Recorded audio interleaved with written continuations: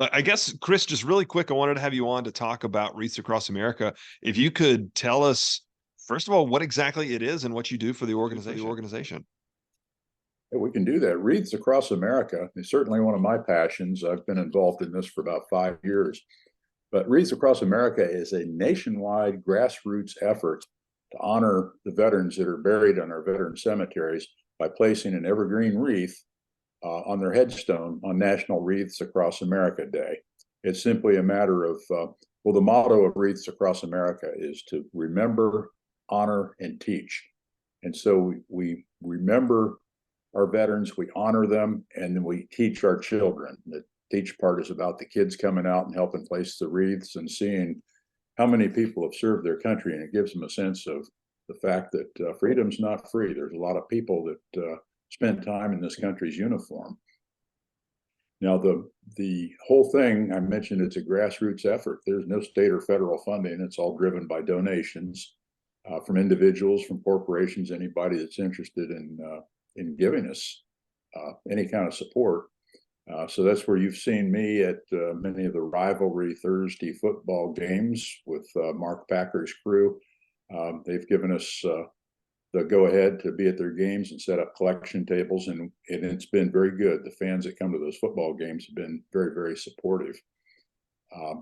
But on December 16th, Saturday, December 16th, we will actually be placing the wreaths in our 3 veteran cemeteries.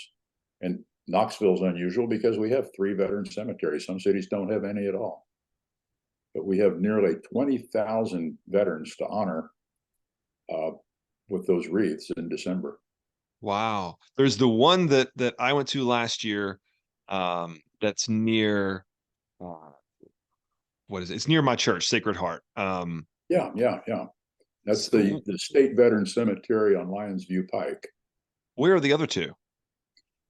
The other state veteran cemetery is out on East Governor John Sevier Highway, way out east, nestled right up against the French Broad River. And then the other one is the Knoxville National Cemetery. That's the old one. That one was actually started during the Civil War. The first interment there was in 1863. So it's been around for a long time, and it has a little over 9,000 in that particular cemetery. That's down on Tyson Street, just north of downtown, next to a lot of people are familiar with the Old Gray Cemetery. And it's immediately next to that. Yeah. Well, you mentioned that let me tell you a little story. I'm sorry, go ahead. Little story about that particular cemetery. A lot of Knoxville's luminaries are buried there, including, for UT fans, you might recognize the name General Robert Neyland. Well, General Robert Neyland was indeed a veteran. That's where the general part came from. And he's buried in that cemetery. And every year, those wreaths are placed, and it's got a big red bow on the wreath, which is beautiful. There's somebody that goes in there that evening and takes the red bow off of his wreath and replaces it with a big orange bow. Pretty cool little tradition. I know the person that does that. I know it's a true thing. Yeah. And somebody, I guess, lays the wreath and says each soldier's name, right? Absolutely. And that's a real important part of this ceremony. This is meant to be a serious thing to honor those veterans who have passed on, who are there. We ask our volunteers to take that wreath, place it up against the headstone, stand up, take a step back, and then say that veteran's name out loud. Don't be bashful. Say that veteran's name out loud. And the reason for that, there's an old saying. It says a person dies twice. The first time when they take their final breath, and then again later when their name is no longer spoken out loud. So that's why we ask our volunteers, please say that veteran's name out loud. They're not forgotten. And it's our way of honoring them. Absolutely. And this is a grassroots effort. People donate. It's to donate a wreath, or to sponsor a wreath, I should put it that way. It's $17. And that's not bad for honoring a veteran. And there's a lot of people that will sponsor far more than just one wreath.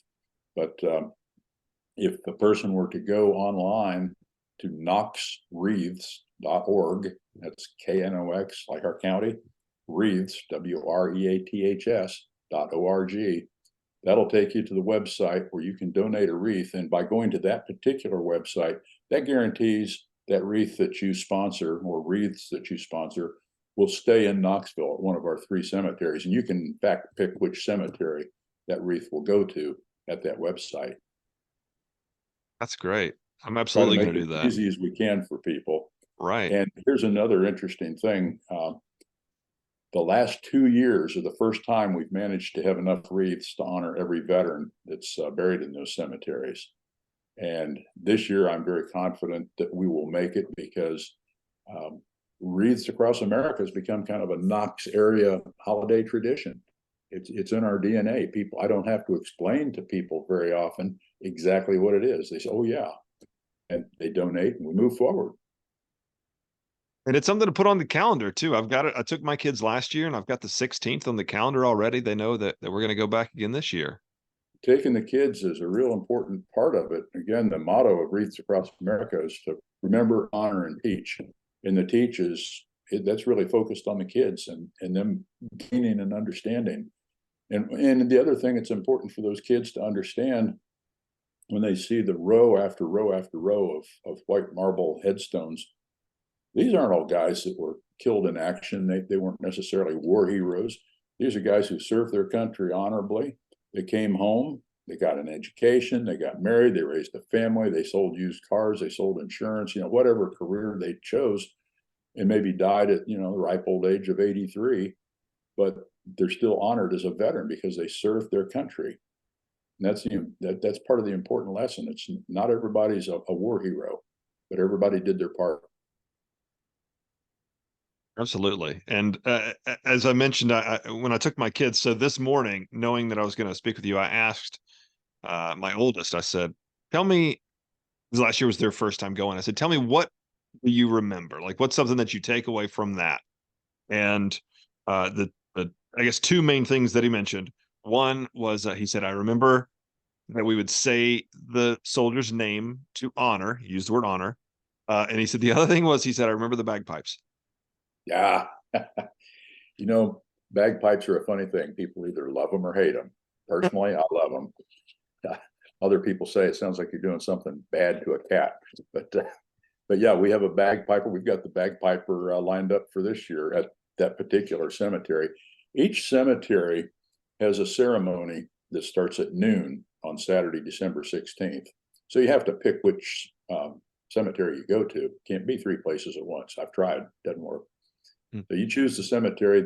The ceremony starts at noon at the cemetery at Lions View, where I'm involved.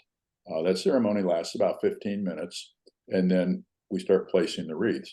But at the end of that ceremony, just before we turn people loose to place wreaths, we'll have a bagpiper there, probably playing Amazing Grace. He's already been lined up. He will be there.